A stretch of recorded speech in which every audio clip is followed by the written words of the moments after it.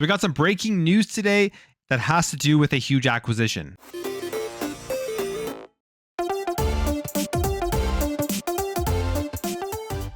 So the theme of this generation of consoles has been mergers and acquisitions, almost sort of a consolidation of the industry amongst a few different groups of companies. The Embracer Group, you see Microsoft buying stuff, you see Sony buying stuff, you see the Tencent buying stuff, all these big companies going out and purchasing studios in order to bolster their portfolio for the future of gaming, which I think is going to be about subscription, similar to what we saw with the TV and movie industry with all these subscription services out there. And we have another one here that has come from the Embracer Group, and it is that they have bought the Western studios from Square Enix for $300 million.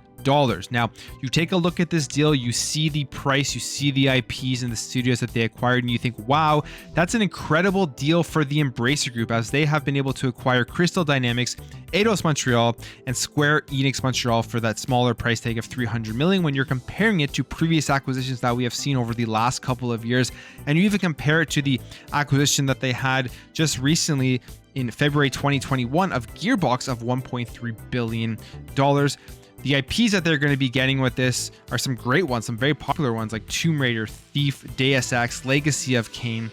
And I think overall this is a very good deal for the Embracer Group, but the $300 million price tag is what all ties it up to get people talking as to why wouldn't another company jump in on this to try to purchase it, such as a Microsoft or a Sony. Now, there are a few things here.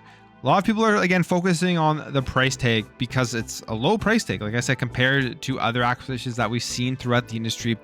But doing a little bit more of a deep dive, looking at Twitter, looking at what people have been saying about this and thinking about how were they able to purchase this for $300 million, it actually makes sense if you separate the nostalgia for the IP and the thoughts of how big of a franchise Tomb Raider is, Deus Ex is, and then look at the actual financial positions of these companies, their financial performance, and Square Enix getting $300 million for it. They'll be more than happy right now about that deal. So this is a tweet here from Daniel Ahmad saying, for reference, Crystal Dynamics had a profit margin of 3.6% in 2021, while Eidos Montreal had a profit margin of 0.65% in 2021.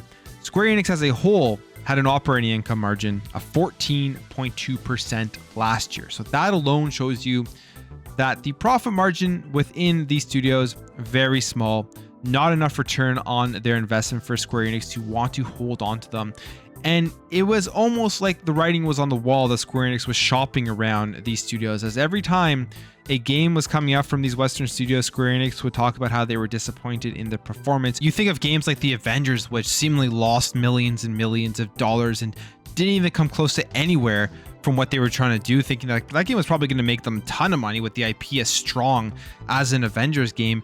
In fact, we just look here and it even says here that they lost $62 million in the quarter that it released in, which is a terrible performance for them. And Square Enix looks at this and probably very confused as to what they were going to do going forward with a title like this. Guardians of the Galaxy, which obviously did not perform up to par.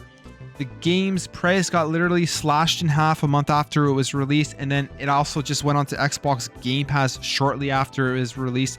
That's definitely a sign that a company is trying to get more people to play it and purchase it, and then potentially make back some of their money on the development of that game by making a deal with Microsoft to put it into Xbox Game Pass. And as we know, that was a very successful launch into Xbox Game Pass, as Square Enix said they were happy with that deal and happy with the amount of people that are actually playing the game now. And all this stuff seemingly has culminated into this eventual sale to the Embracer Group. And when it comes to the Embracer Group, this is something obviously they're going to be very happy about. They put out this statement. They talk about how they're getting around 1,100 employees. They're getting some big IPs with Tomb Raider, Deus Ex, Legacy of Kain, and all of the other stuff that they have within their back catalog. I think it's like over 50 IPs in their back catalog. They talk about some of the numbers that these games have hit, saying the portfolio of IP consists of iconic franchises appreciated by critics and players alike.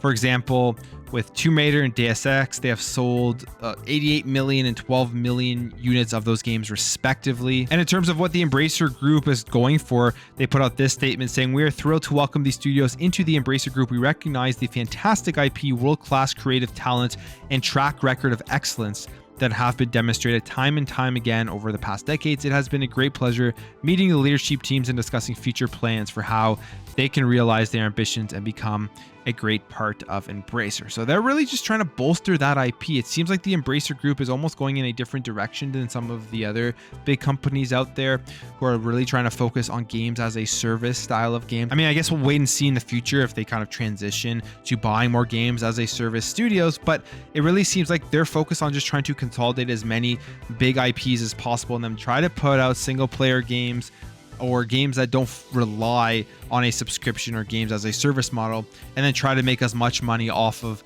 putting out those games to the consumers as possible. And with a game like Tomb Raider, with an IP like Tomb Raider, with an IP like Deus Ex, I think that's something that they could definitely do. And we know they're working on a brand new Tomb Raider that is going to be coming out sometime in the future. The last 3 Tomb Raider games made by Crystal Dynamics were absolutely amazing, and I foresee those selling very well and continuing to make a lot of money. And with a $300 million purchase, I mean, there is lots of room for growth in order to get good return on the investment for the Embracer Group. And then you look at Square Enix and you're thinking, well, why do they only sell this for $300 million? As previously talked about, the profit margins very low. There wasn't very much return for all of the money they were putting into creating these games. They probably just wanted anything to do with it anymore. And then we look at where Square Enix has been going over the last couple of months, what they have been hinting at.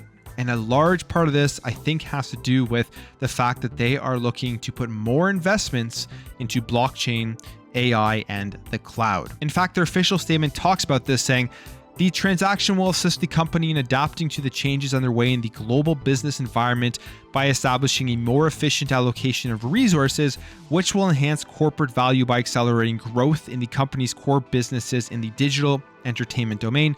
In addition, the transaction enables the launch of new businesses by moving forward with investments in fields including blockchain, AI, and the cloud. The move is based on the policy of business structure optimization that the company set forth under the medium-term business strategy unveiled on May 13th, 2021. And what they're talking about here is a lot of the stuff that Yosuke Matsuda talked about, who is the president of Square Enix, of creating play-to-earn blockchain games where you're going to be doing stuff in games to get some sort of blockchain cryptocurrency thing. I'm assuming Square Enix is going to be releasing their own like Square coin or something along those lines that, hey, you do this amount of stuff in a game, you put this amount of hours in, we'll give you Square coin, then you can spend that Square coin on more Square Enix games than just be completely locked in to the Square Enix ecosystem. It's very telling what everything is moving towards, and it is that ecosystem that Xbox has pretty much been the leader at with Xbox Game Pass and spreading it around, getting people into the subscription service. But Square Enix wants to focus on their hit Japanese games, Final Fantasy, stuff that they know are going to make them tons of money. They're going to have great profit margin on that. And then now trying to focus on the blockchain and AI and all that stuff to keep people locked in to Square Enix games with play to earn. So that's why I think they want to get rid of this. It was almost like baggage to them. The Eidos Montreal, Crystal Dynamics, and passing those off to the Embracer Group, getting $300 million back that they can invest in the stuff that they want to invest in going forward, for them was worth that sale. Now, the other big thing people are probably wondering about is how is this going to affect Perfect Dark? Because as we know, Crystal Dynamics is working on Perfect Dark with the Initiative. Well, the Initiative put this tweet out here saying, "We're excited to see Crystal Dynamics take these next steps with their studios. Our teams have made great progress in building Perfect Dark together as co-development partners, and we will be continuing this work with them in their next chapter." And I don't know, this is what they're saying, and obviously Crystal Dynamics, they're in a deal with the Initiative, and I'm sure they don't want to break that deal or can't break that deal, and I don't think they will. But could this change in management, change in who owns you, just completely disrupt the workings of these companies? Will the Embracer Group come in and do anything to change some of the people working there? We don't know. That's still yet to be foreseen. It makes you wonder, why didn't Microsoft put in a bid for this? $300 million, that's a drop in the bucket for Microsoft. That's absolutely nothing to them. And I think one of the big reasons why they weren't able to get this purchase is just because the Activision Blizzard deal is holding them up. I mean, if there's anything that's going to happen from Microsoft, from Xbox in terms of acquisitions, most likely, in my opinion, it's going to be after the Activision Blizzard deal closes, because it's such a massive deal with so many big IPs, with the government getting involved. They're seemingly sounding like they want to get involved. I don't know if it actually means anything or they're just trying to sound tough, but it's just like that's holding them back, I think, from being able to put a bid in on something like this. Because in my opinion, I mean, Phil Spencer, if they knew about this, I'm sure they didn't know or have a hint at that this was going on. They got to look at this and say $300 million, we can get a team that is currently working on one of our first party games and then bring them in and just be part of Xbox Game Studios. That sounds like it would be a good deal for Microsoft. But then at the same time, they have to step back and think, well, will this affect the Activision Blizzard deal from going through? That's the main goal right now. And they don't want to do anything to potentially hold that deal back. So I think that's why Microsoft and why Xbox weren't able to make a bid on this. But I think $300 million from the eye test, from a consumer's perspective of the IPs that the Embracer Group is getting, the studios that they're getting, is an incredible deal. When you take a step back and look at it from the business perspective of what we're seeing here with their profit margins and where Square Enix is wanting to go, it's a good deal. But I don't think that like they just completely fleece Square Enix of these studios and of these IPs, unless the Embracer Group can really turn them around, increase that profit margin, and just make a ton of more money off of it, which I'm assuming is their goal, or they wouldn't have gone ahead with this deal. Anyways, guys, that's it for me. Just another crazy day of acquisition news that seemingly happens like this, where it comes out of absolutely nowhere. But let me know your thoughts on the IPs they got, the studios they got, and do you wish Xbox would have made this purchase? If you enjoyed this video, hit that thumbs up button. If you're new here, you liked what you saw, consider hitting that subscribe button. Thank you all for watching. Thank you for your support, and I'll catch you in the next video.